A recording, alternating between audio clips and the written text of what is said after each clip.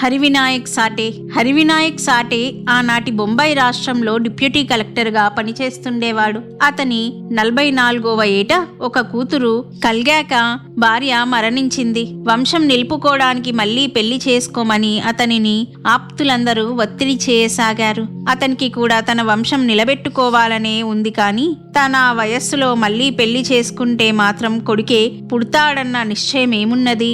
కనుక ఆ విషయమై తనకే మహనీయుడన్న హామీ ఇస్తే కాని పెళ్లి చేసుకోనన్నాడు. ఏప్రిల్ 1904లో అతడు ఆఫీసు పని మీద కోపార్గాంకు వెళ్ళినప్పుడు అక్కడ మమల్తాదారుగా పనిచేస్తున్న అతని మిత్రుడు బార్వా అతడికి సమీపంలోనే సాయిబాబా అనే గొప్ప మహాత్ములు ఉన్నారని చెప్పి సాటేను షిరిడీ తీసుకెళ్లాడు. అతడు సాయిని దర్శించి ఆయననేమీ అడగకుండానే బయటకు వచ్చేశాడు. ఆ విషయమై బార్వా అడిగితే సాయి అతడు పెళ్లి చేసుకుంటే అల్లా మొగబిడ్డను ప్రసాదిస్తారు అన్నారు. అటు తర్వాత దాదా కేల్కర్ తన కుమార్తెను అతనికివ్వదలిచినట్లు జాబు రాశాడు. బాబా ఆమెను చూచి అనుమతిస్తే చేసుకుంటానని రాశాడు సాటే. బాబా అంటే ఇష్టం లేక వాయిలో ఉన్న ఒక బ్రాహ్మణ సాధువును సంప్రదిద్దామని కేల్కర్ చూచాడు, కానీ సాటే అంగీకరించలేదు. ఇక తప్పక కేల్కర్ తన కుమార్తెను షిరిడీ తీసుకెళ్లాడు. ఆమెను చూస్తూనే బాబా ఈమెను అహ్మదాబాదు పంపించు అన్నారు. అప్పుడు సాటే అహ్మదాబాద్లో ఉద్యోగం చేస్తున్నాడు కనుక బాబా అనుమతించారని తెలిసి 1905లో సాటే ఆమెను వివాహం చేసుకున్నాడు. అటు తర్వాత విషయం సాటే ఇలా రాశాడు. మొదట నాకిద్దరు కుమార్తెలు కలిగారు. నా అత్తమామలు బాబాను మాకు మనుమడెప్పుడు పుడతాడు అని అడిగారు. నేను అల్లాను ప్రార్థిస్తున్నాను, ఆయన తప్పక ప్రసాదిస్తారు అన్నారు. మాకు 1913లో బాబు పుట్టాడు. సంవత్సరం 1908లో ఒకరోజు బాబా తమకు పవిత్రమైన వేప చెట్టు దగ్గరగా గ్రామానికి ఉన్న పాత ప్రాకారం చూపి నాతో ఇది పడగొట్టించి కట్టించు అన్నారు. ఆయన గ్రామం చుట్టూ ప్రాకారం కట్టించమనుకున్నారనుకొని భయపడ్డాడు. కానీ ఆ గోడను కలుపుకొని ఒక వసతి గృహం మాత్రమే కట్టించమన్నారని తరువాత తెలుసుకున్నాను. ఆ భూమి కొని ఆ పాత గోడలోని రాళ్లతో ఆ వేప చెట్టు చుట్టూరా కట్టుబడి చేశాను. ఆ చెట్టు వద్ద కొంత భాగము, ఆ వాడా కింద కొంత భాగము ఉన్న సమాధి తమ గురువుదని బాబా చెప్పి వారి పేరు కూడా చెప్పారు, కానీ నాకు గుర్తులేదు. చివర షా అనో లేక సా అనో వస్తుంది. అది వెంకుసా అయి ఉండవచ్చు. మొదట సాటేవాడాకు శంకుస్థాపన జరగవలసిన తేదీ నాకు తెలియదు. ఆనాడు పూర్ణిమ. ఆ ముందటి రోజు నేను మిత్రుడు బేరే అప్పటికప్పుడు అనుకొని షిరిడీకు బయలుదేరి బాగా చీకటి పడ్డాక కోపార్గం చేరాము. బాబాను అప్పుడు దర్శించడం సాధ్యం కాదని బేరే నన్ను కూడా కోపార్గంలోనే ఆపేశాడు. ఇందులో ఇంకొక చిత్రం ఉన్నది. ఆ ముందటి రోజు నా మామగారి బంధువు ఒకరు చనిపోయిన 10వ రోజు. నాకు ఆ సంగతి తెలియదు. ఆ ఇంట్లో అందరూ మైలతో శోకంలో ఉన్నారు. నేను వస్తే అన్నం వండి పెట్టేవారు కూడా లేరు. అందుకే బాబా మమ్మల్ని ఆ రాత్రి కోపార్గంలో ఆపేశారు. మరుసటి ఉదయమే మేము షిరిడీ చేరాము. అప్పుడే బాబా లేండి నుండి నడుస్తున్నారు. అక్కడ దాదాపు 80-90 మంది భక్తులున్నారు. నేను నమస్కరించగానే బాబా సమయానికి వచ్చావు, ఈ రోజు శంకుస్థాపన చెయ్యాలి అన్నారు. నేను పెద్ద క్రతువు జరిపించాలేమోనని మొదట నేను అక్కడ నేల త్రవ్వాలేమోనని తలచి పార పట్టుకున్నాను. కానీ బాబా నీవెందుకు అక్కడికి పోతావు, దానితో మనకేమి పని, ఆ పని తాపీవాళ్ళు కూలివాళ్ళు చేస్తారులే అంటే బాబా శాస్త్రోక్తంగా శంకుస్థాపన చేయించనే లేదు. నేను షిరిడీ రాబోతానని ముందటి రోజే తెలిసి బాబా శంకుస్థాపన తేదీ నిర్ణయించారుట. మా మామ ఇలా చెప్పాడు. ఆ ముందటి రోజు బాబా సాహెబ్ రేపిక్కడికి వస్తున్నాడు. అతడి గుడారపు గుడ్డ ఉతుకుకు పడిందని నాతో చాకలి చెప్పింది అన్నారట. నిజానికి నేనా గుడ్డను చాకలికి వెయ్యనే లేదు కనుక మా రాక గురించి ముందుగా చాకలికి తెలిసే అవకాశమే లేదు. వాడాకు గోడలు కడుతుండగా అచటి వేప చెట్టు కొమ్మలు కొన్ని అడ్డమొచ్చాయి. బాబాకు పవిత్రమైన ఆ చెట్టు కొమ్మలు నరకడానికి ఎవ్వరూ ధైర్యం చేయలేదు. ఆ మాట చెపితే బాబా కట్టుబడికి అడ్డమొచ్చిన కొమ్మలు కొట్టివేయండి, గర్భంలోని పిండమైన అడ్డం తిరిగితే ఛేదించవలసిందే అన్నారు. ఆయన చెప్పిన తర్వాత కూడా పనివారు భయపడుతుంటే ఆయనే స్వయంగా వచ్చి ఆ కొమ్మలు నరికేశారు. ఆ తర్వాతే పైకి మెట్లు, అచటి సమాధిపై గూడు నిర్మించారు. అటు తర్వాత నా మామ, నా భార్య అందులో ఉండేవాళ్ళు. కానీ ప్రధానంగా షిరిడీ వచ్చిన భక్తులే దానిని వాడుకునేవారు. అంతకు ముందు షిరిడీలో చావడి ఒక్కటే వసతి. ఇలాంటి ధర్మ కార్యాల కోసం బాబా నా చేత డబ్బు ఖర్చు పెట్టించారు. దాసగను సంత కథామృతము రాయడం పూర్తి కాగాని దాని ముద్రణకు బాబా నా చేత 75 రూపాయలు ఇప్పించారు. అప్పట్లో రోజు బాబాకు ఆరతి పూజ మాత్రమే చేసేవారు. బాబా ఒకరోజు మా మామను పిలిచి, ఈ రోజు గురుపూర్ణమని తెలియదా? పూజా సామాగ్రి తెచ్చి గురుపూజ చేసుకో అన్నారు. మేము వారికి గురుపూజ చేసుకున్నాక నేటి వరకు అది ఆచారంగా కొనసాగుతున్నది. సంవత్సరం 1909, 1910లో ఒక రోజున నేను మన్మాడ్లో జిల్లా కలెక్టరును, ఆదాయ శాఖ కమిషనర్ను కలుసుకొని తర్వాత క్యాంపులకు వెళ్లవలసి ఉన్నది. ఆ ముందటి రోజు నేను షిరిడీలో ఉన్నాను. నేను బయలుదేరడానికి మా మామ అనుమతి కోరితే బాబా అనుమతించలేదు. సరికదా, నన్ను గదిలో తాళం పెట్టైనా వెళ్లకుండా చూడమన్నారు. 3 రోజుల తర్వాత కానీ ఆయన నన్ను పోనివ్వలేదు. ఆనాటి కార్యక్రమం ప్రభుత్వ అధికారులు అకస్మాత్తుగా మార్చారని తెలిసింది. నేను క్యాంపు వెళ్లవలసిన ప్రాంతాలకు కూడా నా గూడారము, సామాన్లు ఆఫీసు వారు చేర్చనే లేదు. నేను క్యాంపుకు వెడితే ఎంతో ఇబ్బంది పడేవాణ్ణి. సామాన్లు పంపి ఉంటే నేను వెతికి వాటిని తెచ్చుకోవలసి వచ్చేది. బాబా నన్ను షిరిడీలో నిలిపివేయడం వలన నాకెంతో శ్రమ తప్పింది. సకుటుంబంగా బాబా సన్నిధిలో మరికొద్ది రోజులు ఉండగలిగాను కూడా. అది తెలియక నేనే మనశ్శాంతి పోగొట్టుకున్నాను. ఉద్యోగంలో నాకు రావాల్సిన ప్రమోషన్ రాకపోయేసరికి విసుగు పుట్టి నేను రాజీనామా చేస్తానని బాబాతో అన్నాను. కానీ బాబా నన్ను వారించి నాకు ప్రమోషను వస్తుందన్నారు. కొద్ది కాలం తర్వాత నా పై అధికారుల కంటే కూడా పై పదవికి ప్రమోషన్ ఇచ్చారు. నాకు జీతం పెరగడమే కాక నా పై వాళ్ళ కంటే ఎక్కువ పింఛను ముట్టింది. మొదట పింఛను కూడా నాకు 50 రూపాయలు తక్కువ ఇచ్చారు. నేను ప్రభుత్వానికి రాసి బాబా వద్దకెళ్ళి ఆ పింఛను వదులుకుంటాను కానీ తక్కువ పింఛను తీసుకోనని చెప్పాను. ఆయన నాకు రావాల్సినదంతా వస్తుందని, భగవంతుడు మేలు చేస్తాడని చెప్పారు. తర్వాత అలానే జరిగింది. మసీదు నుండి బాబా బయటికెళ్లేటప్పుడు నేను రాజదండం పట్టుకుని వారి ముందు నడిచేవాణ్ణి. బాబా నాకిచ్చిన అవకాశాలకు అసూయ చెందిన వారు కొందరు గ్రామస్తులతో కలిసి షిరిడీ నుండి నన్ను వెళ్ళగొట్టమని నానావల్లిని రెచ్చగొట్టారు. ఒకసారి నేను రాజదండం తీసుకుని బాబాకు ముందుగా నడుస్తుండగా ఒక పదునైన గాజు పెంకుతో నానావలి నా తల వెనుక భాగంలో గీశాడు. నన్ను నేను రక్షించుకోవడానికి అతన్ని పట్టుకొని రోడ్డు పక్కనున్న ఒక కట్టెల రాశి మీద పడివేసి అదిమి పట్టాను. సాహెబ్, అలా చెయ్యవద్దు అని బాబా కేకలేశారు. అప్పుడు షిరిడీలోని పరిస్థితి గమనించి జాగ్రత్తగా ఉన్నాను. నేను ఒక రోజు ఊరికి వెళ్ళబోతూ బాబా వద్దకు బయలుదేరుతుంటే మా మామ పరుగున వచ్చి దుడ్డుకర్ర తీసుకొని నానావల్లి నన్ను చావగొట్టడానికి మసీదు గేటు వద్ద ఉన్నాడని వారించాడు. కనుక నేను బాబా వద్ద సెలవు కూడా తీసుకోకుండానే షిరిడీ విడిచి వెళ్ళిపోయాను. నేనిక ముందు షిరిడీలో ఉండకూడదని బాబా సంకల్పం అనేది స్పష్టం. నానావల్లి నా మీద దాడి చేస్తుంటే బాబా నన్ను రక్షించలేదు కనుక ఆయనను నమ్ముకోవద్దని కొందరు చెప్పారు. అలా అయితే పండరీ విఠలుని కూడా విశ్వసించకూడదని నేను చెప్పాను. గైక్వార్ రాజు తరపున న్యాయవాదిగా పనిచేసిన గంగాధర శాస్త్రి విఠలుని భక్తుడు. అతడు విఠలుని ఆలయంలో తలదాచుకుంటే విఠలుని ఎదుటే శత్రువులతనిని చంపారు. నిజానికి నేను షిరిడీ విడిచిపెట్టి పూణేలో స్థిరపడడమే నాకన్ని విధాలా మేలని తర్వాత రుజువైంది. షిరిడీలో వలనే ఇక్కడ కూడా నన్ను సాయిబాబా కాపాడుతున్నారు. ఈ విషయం ఇంకొంచెం వివరించాలి. సాయి సంస్థానికి సంబంధించిన స్థానిక సమస్యలలో జోక్యం చేసుకోవడం వలన సాటేకు షిరిడీలో వ్యతిరేకత ఏర్పడింది. ఉపాసనీ శాస్త్రికి వలనే సాటేకు కూడా షిరిడీలో వ్యక్తులెందరో వ్యతిరేకులయ్యారు. ఆ వర్గానికి నాయకుడు మహాబలిష్ఠుడు, భయంకరుడు అయిన నానావల్లి డిసెంబర్ 1915లో సాటేను షిరిడీ రప్పించారు బాబా. సాయి సూచన మేరకు దక్షిణ భిక్ష సంస్థను ఏర్పాటు చేసి అతడు దానికి అధ్యక్షుడయ్యాడు. నిత్యము బాబా పంచివేసే దక్షిణల నుండి కొంత భాగం సేకరించి దానితో షిరిడీ సాయి సంస్థానం నిర్వహించడానికి ఈ సంస్థ ఏర్పడింది.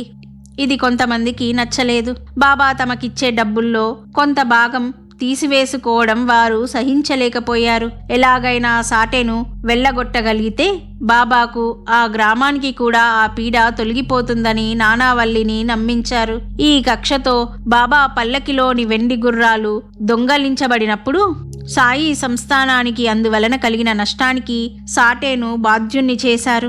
ఇటువంటి అనేక చిన్న చిన్న అభియోగాలతో అతనిని వేధించసాగారు. చివరకు జనవరి 1918లో అతనికి అట్టి విషయాలపై లాయర్ నోటీసులు కూడా ఇప్పించారు.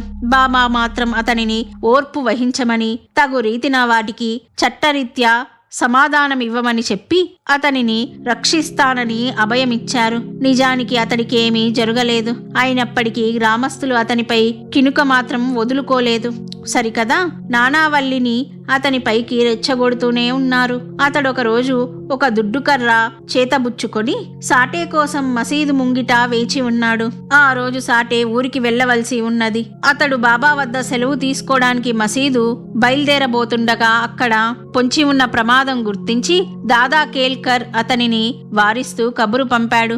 అందువలన బాబా వద్ద ప్రత్యక్షంగా సెలవు తీసుకోకుండానే మనస్సులోనే ఆయనకు నమస్కరించుకొని సాటే షిరిడీ విడిచి వెళ్లిపోవలసి వచ్చింది. అతడికి మరలా షిరిడీ రాలేదు. సంవత్సరం 1916 ప్రాంతంలో పూణే పరిసరాలలో ఒక గ్రామానికి మేము క్యాంపుకు వెళ్ళినప్పుడు యానాది వారు నాకొక గూడారం వేశారు. దానిని ఒక ఉదుంబర వృక్షం కింద దానికి ఆనుకునేటట్లు వేసి తాళ్ళు దానికి కట్టారు. అది నాకప్పుడు తెలియలేదు. అప్పుడు నాకు కష్టాలు వస్తుంటే కారణం తెలుసుకొని నాకు సహాయం చేయమని బాబాని ప్రార్థించాను. బాబా నాకు కలలో కనిపించి ఒక బ్రాహ్మణుని చేత ఆ వృక్షానికి సంప్రోక్షణ చేయించి దాని దగ్గర దత్తపాదుకలు ప్రతిష్ఠించమన్నారు. నేను అలానే చేసి రోజు పూజ కోసం పూజారిని కూడా నియమించాను. ఒకసారి బాబా నా గురించి సాహిబ్ చాలా అమాయకుడు, నిరాడంబరుడు అన్నారు. ఆయన ఇతరులను తిట్టి కొట్టినా నన్నెప్పుడూ తిట్టలేదు.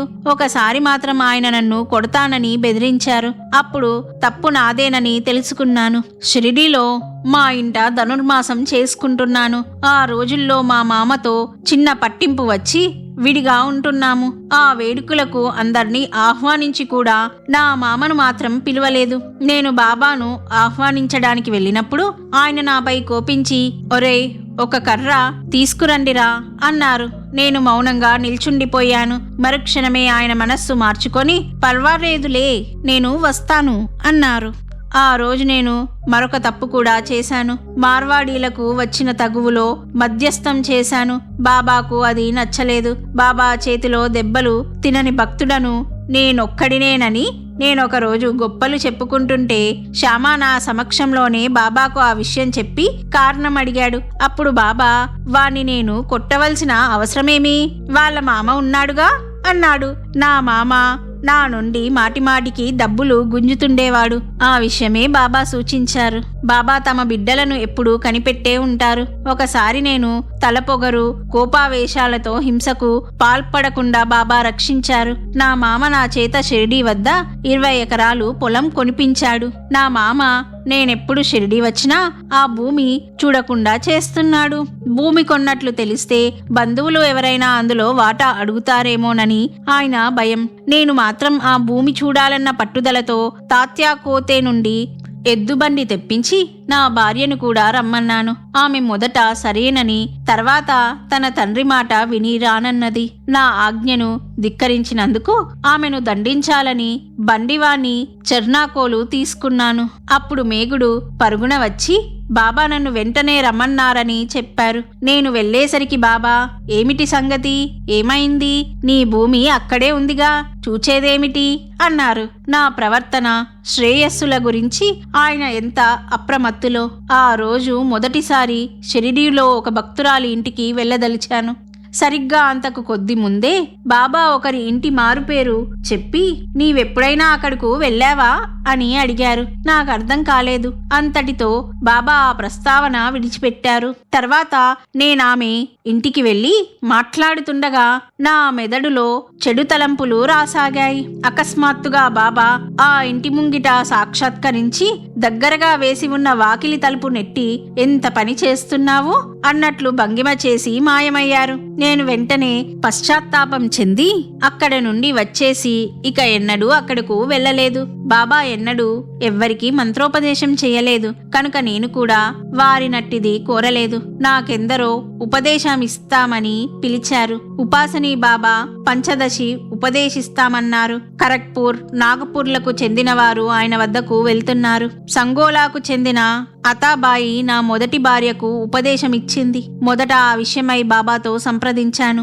మిగిలిన 2 సార్లు నా మామ చేత అడిగించాను. బాబా నన్ను ఉపదేశానికి పోవద్దన్నారు. అనన్యంగా తమ గురించి చింతన చేస్తుండమని, తాము సర్వసమర్థులమని, ఐహికంగాను పారమార్థికంగాను కూడా నా శ్రేయస్సు తామే చూచుకోగలమని చెప్పారు. ఒక్కొక్కప్పుడు భక్తులు తమను పూజించేలా ప్రోత్సహించేవారు బాబా, మరొకప్పుడు ప్రోత్సహించేవారు కాదు. తమను భక్తులందరూ కలిసి గురుపూర్ణిమ నాడు గురువుగా సమిష్టిగా పూజించుకునే పద్ధతి నా చేత మా మామ చేత ప్రారంభింపజేశారు. కానీ శివరాత్రి నాడు నేనాయనను శివునిగా భావించి పూజించాలని ప్రయత్నిస్తే ఆయన అంగీకరించలేదు. ఒక శివరాత్రి నాడు సాయిని మహదేవునిగా భావించి వారిని ప్రత్యక్షంగా పూజించాలనుకున్నాను. పగలంతా భక్తులతో మసీదు కిటకిటలాడుతూ ఉంటుంది. నేనొక్కడుగా పూజిద్దామనుకుంటే అవకాశం ఉండదు. అందువలన బాబాతో నేను, బాబా, ఈ రోజు మిమ్మల్ని ఏకాంతంలో శివునిగా పూజించుకోవాలనుకున్నాను అన్నారు.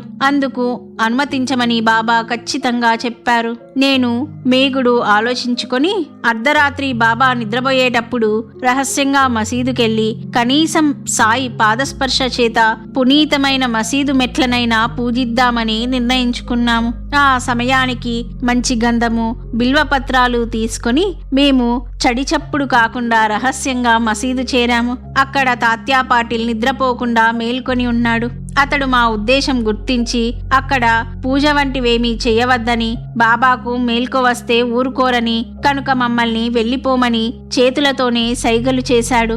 అయినా బాబా నిద్రపోతున్నారు కనుక ఇవేవి గమనించబోరని తలచి తెచ్చిన పూజ ద్రవ్యాలు మసీదు మెట్లపై నుంచైనా ఉంచి వెళ్లాలని చూచాను. అవి అక్కడ పెట్టి వెనుకకు తిరిగామో లేమో సాయి అమాంతంగా నిద్రలేచి ఎవరిని ఉద్దేశించకుండా తిట్లు, కేకలు వేయనారంభించారు. నేను మేగుడు నిర్గంతపోయాము.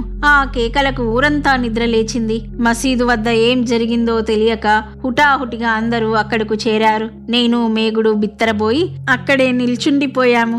వచ్చిన వాళ్ళంతా మసీదు మెట్లపైనున్న మంచి గంధము, బిల్వపత్రాలు చూచి ఈ గొడవను అర్థం చేసుకున్నారు.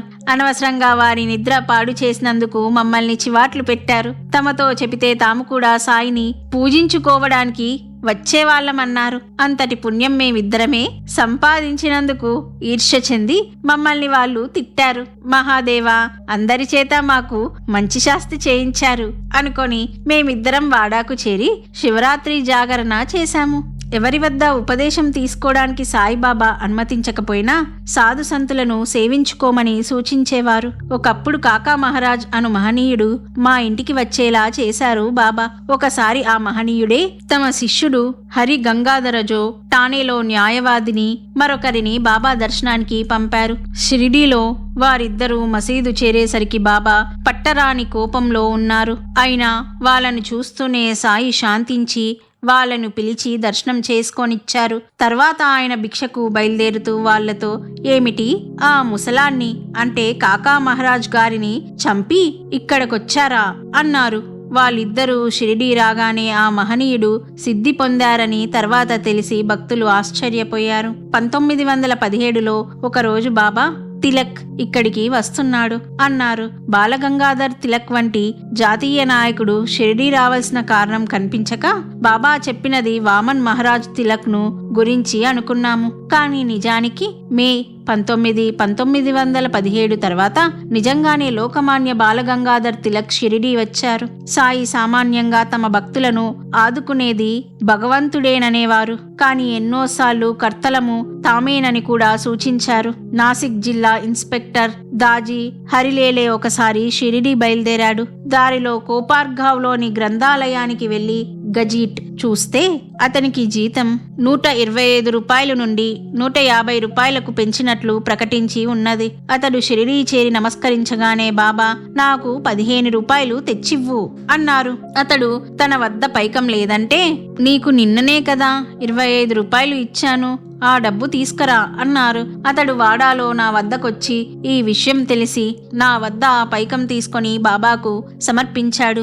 బాబా చెప్పిన కొన్ని సంగతులు. బాబా ఒకప్పుడు బాలుడుగా కంబలీలు నేస్తుండేవారట. వారి తండ్రి వారి పనితనానికి మెచ్చి 5 రూపాయలు బహుమానమిచ్చారట. ఒకప్పుడు ఆయన తూర్పు సముద్ర కొరమాండల్ తీరాన భిక్ష చేసుకుంటూ ఉండేవారట. ఒకప్పుడు ఆయన అక్బర్దే ముందులే, అతని బాల్యంలో నేను కాపాడాను. అతడు నేనంటే ఎంతో భయభక్తులతో ఉండేవాడు అన్నారు. నేను ఆ పైఠాను బ్రాహ్మణుని అంటే ఏకనాథ మహారాజును ఎరుగుదును. అంతటి ఉత్తములైన బ్రాహ్మణులు ఈ రోజులలో ఎక్కడా కనిపించరు అన్నారు బాబా. చాంద్ పాటిల్ బాబా వద్దకొచ్చి నా గుర్రాన్ని ఎక్కడ తోలేశారు అన్నాడు. బాబా నాపై నింద మోపుతావెందుకు, నీ గుర్రం అక్కడే కంచె పక్కనే మేస్తుంది చూడు అన్నారట. సాయి నోటి నుండి వెలువడింది ఇంత మాత్రమే. తర్వాత మిగిలినది నేను ఊహించి సాయి కథ కరండకం అనే గ్రంథం రాశాను. అది బాబాకు చూపలేదు. వారి ఆమోదం తీసుకోలేదు. బాబా క్లుప్తంగా మాట్లాడేవారు. ఎన్నో కథలు చెబుతూ అకస్మాత్తుగా మధ్యలోనే నిలిపివేసేవారు. దక్షిణ భిక్ష సంస్థ తరపున ప్రచురించిన సాయి ప్రభ పత్రికలో సాటే అలనాటి సాయి సన్నిధి పరిస్థితులను గురించి, బాబా గురించిన ఆనాటి భక్తుల భావాలు గురించి ఇలా రాశాడు. సుమారు ఒక అర్ధ శతాబ్దం కిందట అతి సామాన్య భిక్షువుగా తలచబడిన సాయినాథుడు ఈనాడు సాక్షాత్తు సగుణ బ్రహ్మగా గుర్తించబడుతున్నారు. వేలాది జనం ఆయన దర్శనానికి వచ్చి వారి పాదాల మీద పడుతున్నారు. వారిని తరింపచేయడానికై వారికి బాబా దివ్యము పరిశుద్ధము అయిన ప్రేమతో పురుషార్థాలు పరమార్థము పంచుతున్నారు. గడిచిన 5 దశాబ్దాలుగా ఈ షిరిడీ కేంద్రం నుండి వారి నిరాడంబరమైన పద్ధతులు, అతి పేద వేషము, అమిత పేద భిక్షన్న భోజనం కూడా అత్యల్పంగా సేవించడము, ఏనాడు ఇషన్ మాత్రం కూడా మార్పు చెందని నిత్యకర్మ విధానము, ఒక్కటిగా ఉన్న వారి నివాసము, వీటి గురించి తెలుస్తున్న కొద్దీ లోకానికి వారిపై భక్తి గౌరవాలు పెరుగుతున్నాయి. మొదటి నుండి కీర్తి ప్రచారాల పట్ల సాయి ఎంత విముఖులుగా ఉండేవారు, వారి పద్ధతులు ఎలా అగమ్య గోచరంగా ఉండేవో ఆయనను మొదటి నుండి సేవిస్తున్న భక్తుల నుండి గ్రహించవచ్చు. వారి ఎత్తైన విగ్రహము, దివ్యమైన అధికారంతో కూడిన వారి సన్నిధి, సాటిలేని వారి తపశ్చర్య, ఇవన్నీ ఆనాటి భక్తుల స్మృతులలో నిలిచిపోయాయి. షిరిడీలో ప్రకటమైన వారి మొదటి రోజుల గురించిన వివరాలు ఇటువంటివి ఎన్నికైన భక్తుల ద్వారా తప్ప మనకు లభించవు. అతి సామాన్యంగా కనిపించే ఫకీరు సాయిబాబా. పామరులు మట్టిలోని మాణిక్యాలను గుర్తించలేనట్లు ఆయన నైజాన్ని గుర్తించలేకపోయారు. ఆయనను ఎన్నో విధాలా కష్టపెట్టారు. అయినప్పటికీ ఆయన ఈ కుగ్రామంలోనే ఉండి నేడు వెలుగులోకి వికసించారు. వారి ఆశీర్వచన సుగంధాలు ఇంతవరకు మరుగున ఉన్న వారి దివ్యశక్తులు ప్రకటమవ్వజొచ్చాయి. ఆయన సగుణ బ్రహ్మమని అవే చాటుతున్నాయి. పుణ్యకర్మ కొద్దీ భగవంతుడు గురువుగా దొరుకుతాడు. వారి పట్ల మీ భావం ఎలా ఉంటే మీరు వారి నుండి అలాంటి ఫలితమే పొందుతారు. అల్లాహిమి యాచే కర్మో అలే త్యాంతే ఆ పుల్యాలా జైసేం టెవిలేం తై సేజ్ రహీలే పాహిజో అనేవారు బాబా. శ్రీ సాయినాథుని కీర్తి వ్యాపించడంతో ప్రముఖ తీర్థక్షేత్రాలలో ఒకటిగా షిరిడీ రూపొందింది. దేశంలో నలుమూలల నుండి వేలాది భక్తులు వస్తున్నారు.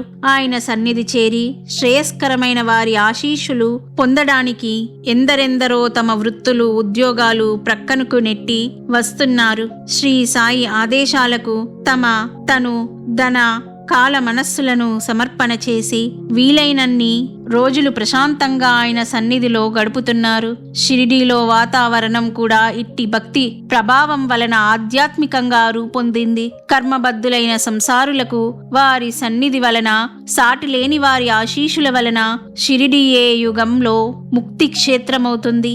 శ్రీ సాయిబాబాయే ముక్తిదాత. నిరంతరము తెరిచియుండే వారి దర్బారుకు స్థానమైన మసీదు ఈ ప్రపంచం యొక్క సంక్షిప్తమైన మరో ప్రపంచం. బాబా మొదటిసారిగా గత శతాబ్దంలోని 6వ దశాబ్దంలో షిరిడీలోనూ ఆ పరిసరాలలోనూ కనిపించారు. తరచుగా ఆ పరిసర గ్రామాలలో పర్యటిస్తూ షిరిడీని తమ శాశ్వత నిలయంగా ఆయన ఎంచుకున్నట్లు తెలుస్తుంది. ఈ గ్రామము మరి 3 గ్రామాలు సాయికి వారి ప్రభువు మాలిక్ ఇచ్చినట్లు వారే ఎన్నోసార్లు చెప్పడం జరిగింది. ప్రాచీన కాలం నుండి ఈ గ్రామం తన వారికి నిలయంగా ఉన్నదని, ఇది వారి అత్తగారి ఊరని ఆయన చెబుతుండేవారు. కానీ ఎప్పుడు ఎక్కడ నుండి ఆయన తమకు ప్రీతి అయిన ఈ ఊరికి వచ్చారో నిశ్చయంగా చెప్పడం సాధ్యం కాదు. తమ భక్తులను తరింపచేయడానికి, తమ గురుదేవులను సేవించడానికి ఆయన ఇక్కడకు అనేక సార్లు వచ్చినట్లు కథల రూపంలో చెప్పారు. సుమారు 200 సంవత్సరాల తర్వాత తిరిగి ఇప్పుడు ఇక్కడకు వచ్చి స్థిరంగా నివసిస్తున్నామని ఆయన తరచూ అంటుండేవారు. తమ బాల్య దశంతా గడిపిన స్వస్థానం మరెక్కడో ఉందని, ఇప్పటికీ వారి వంశస్థులు ఆస్తిపాస్తులు అక్కడే ఉన్నాయని కూడా చెప్పేవారు. అదెక్కడో, దాని పేరేమో ఎవ్వరూ తెలుసుకోలేకపోయారు. అక్కడ ఇప్పటికీ సర్వ విద్యలలోనూ కళలలోనూ ఆరితేరిన వారు, దయా భక్తి గలవారు నివసిస్తున్నారని చెబుతుండేవారు. వారి సిరి సంపదలు ఏ విధంగా చూచినా సాటి లేనివని బాబా చెబుతుండేవారు. ఈయన ఇన్ని సంవత్సరాలుగా ఇక్కడే నివసిస్తూ ఉండడం, స్థానిక ప్రజలపై వారికి గల ప్రేమ, షిరిడీ పరిసరాలలోని నీమ్గావ్, రోయి, రహాటా, పింపల్గామ్, కోపార్గామ్, ఔరంగాబాద్, జాల్నా, షిరిడీ మొదలైన ఊళ్ళ గురించి, వాటి ప్రాముఖ్యత గురించి ఆయన తరచుగా చెబుతుండేవారు.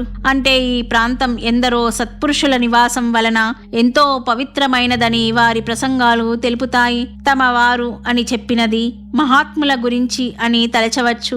ఒకనాడు ఇది ఒక ప్రాచీన నగరమని ఆయన అనేవారు. దీని చుట్టూ ఒక కోటగూడ ఉండేదని, దానికి అన్ని వైపులా చక్కని తోపులు, ఫలవృక్షాలు ఉండేవని అనేవారు. ఎందరో శ్రీమంతులైన మార్వాడీలు, వైశ్యులు నివసిస్తుండే సువిశాలమైన వీధులుండేవట. కఠినాత్ములు, నమ్మదగిన వారు అయినా ఇప్పటి ప్రజల వలె కాక అలనాటి షిరిడీ వాస్తవ్యులు ఎంతో దయాభక్తి కలిగి ఉండేవారట.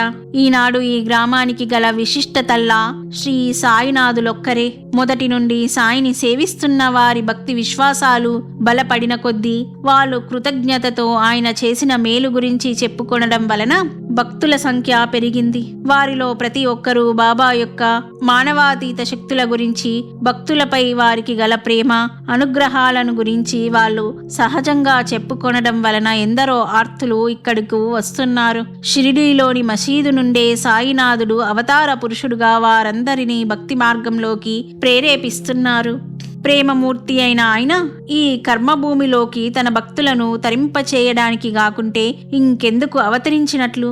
దివ్యము, నిరాడంబరము అయిన వారి వ్యక్తిత్వం ఎంతో దుష్టులు, కఠినాత్ములు అయిన వారి హృదయాలను కూడా మంత్రముగ్ధులను చేసి సన్మార్గం వైపు ప్రేరేపిస్తున్నది. అత్యంత పవిత్రుల నుండి హీనాతిహీనులైన మానవుల వరకు అందరూ సాటిలేని వారి మార్గదర్శకత్వాన్ని పొంది ఏనాటికైనా ప్రపంచ వాసనల నుండి విముక్తులవ్వడానికి పోటీలు పడుతున్నారు. ఎందరో నాస్తికులు కూడా ఆయనకు కూర్చుభక్తులైనారు. షిరిడీలో ఇటువంటి పరిణామాలతో పాటు కొన్ని అవాంఛనీయమైన పరిణామాలు కూడా వచ్చాయి. కొందరు స్వార్థపరులు, దురాశాపరులు చేరారు. వారి దుష్టచర్యలను భక్తులు, గ్రామస్తులు అంతగా పట్టించుకోకపోయేసరికి అది అవకాశంగా తీసుకొని ఇటువంటి ముఠాలు వృద్ధి పొందసాగాయి. అట్టివారు ఎంతో చాకచక్యంగా కొందరు గ్రామస్తులను, భక్తులను ఆకట్టుకొని వారి అండతో పెచ్చు పెరిపోసాగారు. అవాంఛనీయములైన తగవులు, పొట్లాటలు ప్రశాంతము, పరమ పవిత్రమైన ఈ వాతావరణాన్ని కలుషితం చేయసాగాయి. వెనుకటి వలె నిరంతరము కీర్తనలు, సద్గ్రంథ పారాయణాలు జరిగే బదులు వాదాలు, కీచులాటలు జరుగుతుండేవి.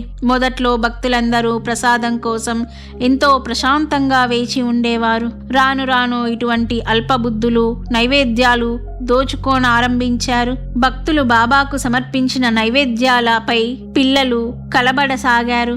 వారిని వారించిన వారిపైకి ఆ పిల్లల తల్లిదండ్రులు తగువుకు వచ్చేవారు. బాబా వద్ద నుండి వీలైనన్ని సాకులు చెప్పి మాటిమాటికి డబ్బు గుంజుకుంటుండేవారు. అట్టి వారికి సభ్యత, మర్యాద ఉండేవి కావు. అట్టివారు బాబాను కూడా లెక్క పెట్టేవారు కాదు. తపోమూర్తి అయిన సాయి అసాధ్యమైన ఓర్మి వహించారు. వీరు మరీ మితిమీరినప్పుడు ఆయన కూడా తరచుగా చివాట్లు పెడుతుండేవారు. క్రమంగా ఆ నీచులను పట్టించుకోవడం మానేశారు. భక్తులు కూడా నిస్సహాయులై చూస్తుండిపోయారు. అటువంటి కొద్ది మంది వ్యక్తులను మొదటి నుండి తొలగించక ఉపేక్షించినందుకే ఇంతటి దుస్థితి కలిగింది. బాబా వద్ద నుండి సాధ్యమైనంత ధనం గుంజుకోవాలన్న వైఖరి మరీ కొంతమందికి పాకింది. ఒక వంక సాయి వద్దకు భారీ ఎత్తున దక్షిణలు ప్రవహించసాగాయి. మరో వంక అంతులేని ఔదార్యంతో బాబా వాటిని పంచిపెడుతున్నారు. అయినప్పటికీ ఇటువంటి అల్పబుద్ధులను హీనాతిహీనమైన రీతులలో ఆయన నుండి ఇంకా పిండుకోవాలన్న బుద్ధే పుట్టింది.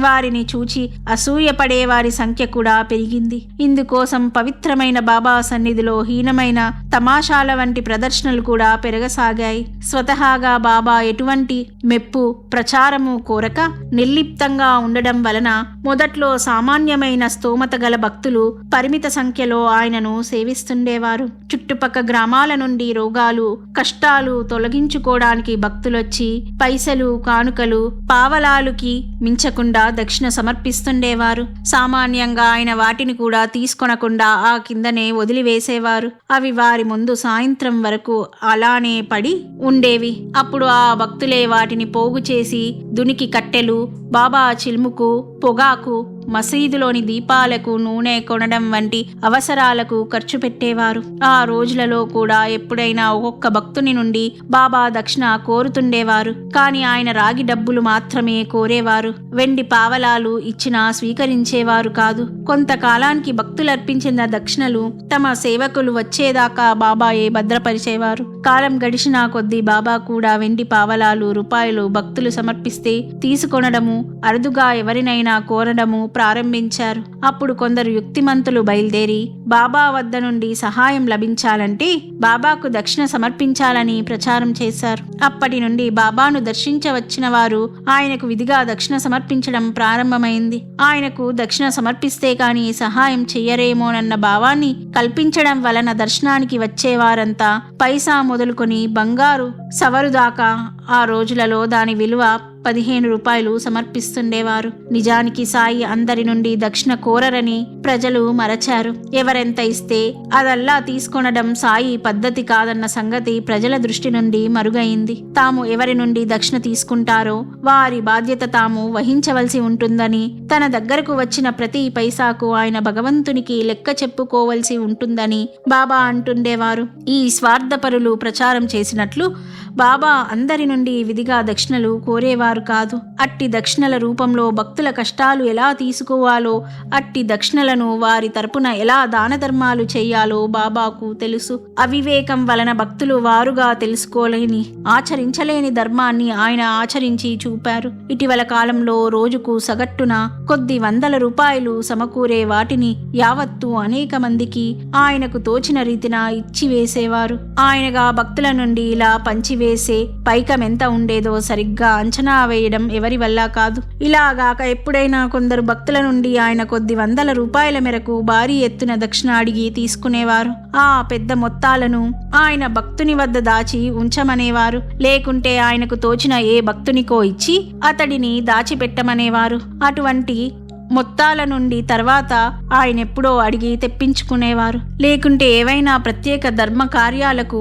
వినియోగించమని ఆదేశించడమో లేక తమకు తోచిన వ్యక్తులకిమ్మనో ఆదేశించేవారు. ఆయన పేదలకు డబ్బు పంచడము, ఒక్కొక్కప్పుడు భారీ ఎత్తున పేదలకు అన్నదానము, వస్త్రదానములకు ఆ పైకం వెచ్చించేవారు. తమ సేవకులకు ఆయన వేతనాలిస్తుండేవారు. భక్తులకు, భజన బృందాలకు, కీర్తనకారులకు సత్కారంగా ఎంతో పైకం ఇచ్చేవారు. ఒక్కొక్కప్పుడు భక్తులందరికీ భోజన సామాగ్రి కట్టెలు తెప్పించి పంచడానికి ఒక భక్తుని వద్ద దాచమని ఇచ్చిన పైకం వెచ్చించమని ఆదేశించేవారు. ఏ ఋతువులో వచ్చే పండ్లు ఆ ఋతువులో కొని తమ సేవకులకు, తమను దర్శింపవచ్చే భక్తులకు, గోసాయిలు, ఫకీరులు, బైరాగులు, పిల్లలకు తరచుగా పంచుతుండేవారు. మొదట ఆయన ఇలా కొన్ని పంచినవి లేక కొన్న ప్రసాదాలన్నీ బహిరంగంగా భక్తులందరికీ ఎల్లవేళలా పంచివేస్తుండేవారు. రేపటికి మాపటికి అని ఏమీ దాచిపెట్టేవారు కాదు. వారి కఫ్నీ జేబులో మాత్రం కొద్దిపాటి పైకం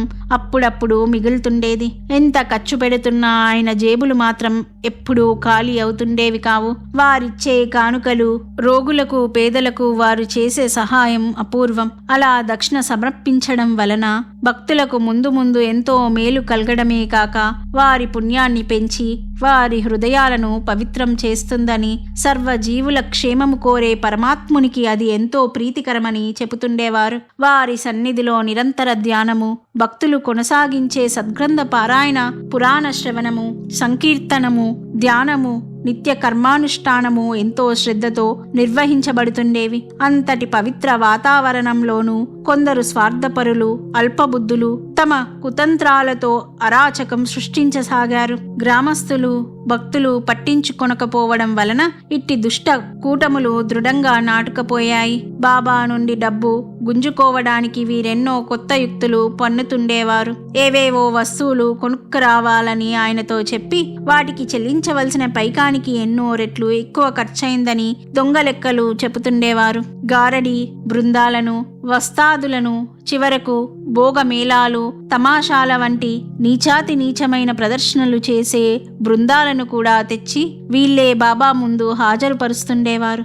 వారందరికీ భారీ ఎత్తున డబ్బులు ఇప్పిస్తుండేవారు. చివరకు నిత్యము బాబాకొచ్చే అపారమైన దక్షిణలు కూడా చాలవేమోనన్నంత ఖర్చు కల్పిస్తుండేవారు. చివరకు ఇటువంటి అశ్లీలమైన ప్రదర్శనలు భక్తులు సహించలేని స్థితి వచ్చింది. అట్టివి జరగకుండా నిషేధించమని భక్తులు ఎన్నిసార్లు మొరపెట్టుకున్నా ఈ ముఠాల వారు పెడచెవిని పెట్టసాగారు. ఎన్నోసార్లు సాయిబాబా కూడా కఠినంగా వారించినా కూడా వీళ్ళు పట్టించుకోలేదు. డబ్బు మైకంలో పడి తమ వినాశాన్ని తామే కొని తెచ్చుకుంటున్నామని వాళ్ళు గుర్తించలేదు. ఎలాగైనా బాబా నుండి డబ్బు గుంజుకోవడానికి వాళ్ళు నృత్య ప్రదర్శనలు చేస్తుండేవారు. ఆయన సమక్షంలోనే పోట్లాడుకునేవారు, అబద్ధాలు చెప్పేవారు, తిట్టుకునేవారు. ఇది వాళ్ళ నిత్య కృత్యమైంది. వాళ్ళని నిగ్రహించే మార్గమే లేనట్లనిపించింది. వారి మొరటితనానికి భక్తులే కాక బాబా కూడా ఎంతగానో విసిగిపోయారు. దివ్యమైన ఆ క్షేత్రమంతటా ఇటువంటి కలుపు మొక్కలు విజృంభించాయి. ఇంత జరుగుతుంటే గ్రామ ప్రముఖులు కాని, భక్తులలో ప్రముఖులు కాని ఎందుకు పట్టించుకోలేదో అర్థం కాదు. వాళ్ళు తగినంత శ్రద్ధ తీసుకుంటే భక్తుల సహాయంతో ఇటువంటి కలుపు మొక్కలు మొదట్లోనే తొలగించబడేవి. చివరకు వాళ్ళు కూడా పెదవి మెదపలేని స్థితి వచ్చింది. సాక్షాత్తు పరబ్రహ్మ స్వరూపమైన సాయిబాబా సన్నిధిలో ఉండవలసిన ప్రశాంత వాతావరణమే లేకుండా పోయింది. ఎన్నో వందల మైళ్ళ నుండి ఎన్నో ప్రయాసాలకు ఓర్చుకొని వచ్చే భక్తులకు ఎంతో ఇబ్బంది కలగనారంభించింది. చివరకు తమ చెంతకు వచ్చే భక్తులతోనూ గ్రామస్తులతోనూ ఇటువంటి అరాచకాన్ని నిగ్రహించమని సాయిబాబాయే ఎన్నోసార్లు స్వయంగా చెప్పవలసి వచ్చింది. అటువంటి అసభ్యమైన ప్రదర్శనలు ఇచ్చేవారిని, వాళ్ళ దళారులను షిరిడీ నుండి తరిమివేయమని కూడా బాబా ఎన్నోసార్లు చెప్పారు. ఆయన నుండి మేలు పొందినందుకు కృతజ్ఞత కూడా వహించకుండా ఆ గ్రామ ప్రముఖ భక్తులు చూస్తూ ఊరుకున్నారు. చివరకు సాయి వాళ్ళ వైఖరికి విసుగు చెంది నవంబర్ 1915లో వెంటనే నానాసాహెబ్ చాందోర్కర్ను షిరిడీ రమ్మని అన్నాసాహెబ్ చించినీకర్ చేత జాబు రాయించి పంపారు. నానా చాందోర్కర్ వెంటనే షిరిడీ వచ్చాడు. అనేక సార్లు బాబా మాజే నానా అలేతర్ గాయ్ గరీబ్నా చాంగ్లే హోయిల్ ఆని కావ్యాలా మిలేల్ ఆని మాజా సాహెబ్ ఆలెంవాణ్యజే సర్వ వ్యవస్థాన టీక్ హోయిల్ అంటుండేవారు. అంటే నా వాడు నానా వస్తే పేదలకెంతో మేలు జరిగి వాళ్లకు తినడానికి ఏమైనా దొరుకుతుంది. నా వాడు నానాసాహెబ్ వస్తే అంతా బాగుంటుంది అనేవారు. అటు తర్వాత సరిగ్గా వారు చెప్పినట్లే జరిగింది. మొదట నానాసాహెబ్ చాందోర్కర్ కూడా ఈ విషయాలు అంతగా పట్టించుకోలేదు. అంతటితో తమాషా మొదలైన ప్రదర్శనలు రెండింతలుగాను మూడింతలుగాను పెరిగిపోయాయి.